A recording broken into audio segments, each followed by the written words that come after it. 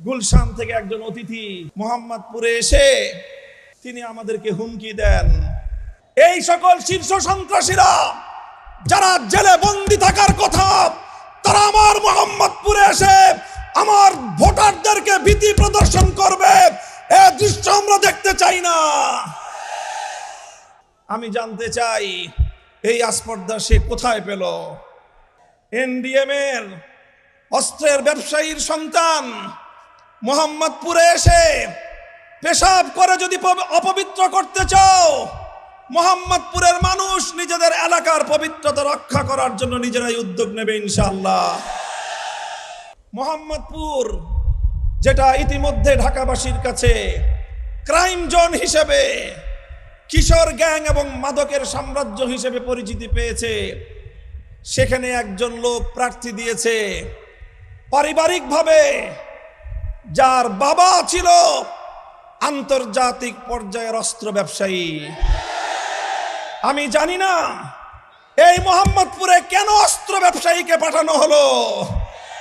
আমাদের মোহাম্মদপুরকে আবার তোমরা মাস্তানি এবং গুন্ডামির আখড়ায় পরিণত করতে যদি চাও, আমরা যে কোনো মূল্যে তোমাদের সেই গুন্ডামির এই ষড়যন্ত্র আমরা রুখে দেব ইনশাআল্লাহ।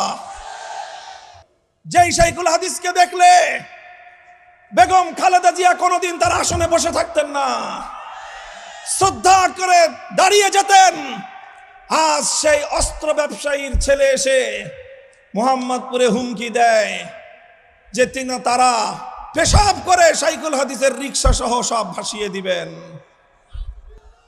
আমি জানতে চাই এই আস্পর্ধা সে কোথায় পেল? তার নির্বাচনী প্রচারণায় কোথাও বাংলাদেশ জাতীয়তাবাদী দল বিএনপির নামটুকু পর্যন্ত রাখে নাই সে। এনডিএম এর অস্ত্রের ব্যবসায়ীর সন্তান মোহাম্মদপুরে এসে পেশাব করে যদি অপবিত্র করতে চাও, মোহাম্মদপুরের মানুষ নিজেদের এলাকার পবিত্রতা রক্ষা করার জন্য নিজেরাই উদ্যোগ নেবে ইনশাআল্লাহ।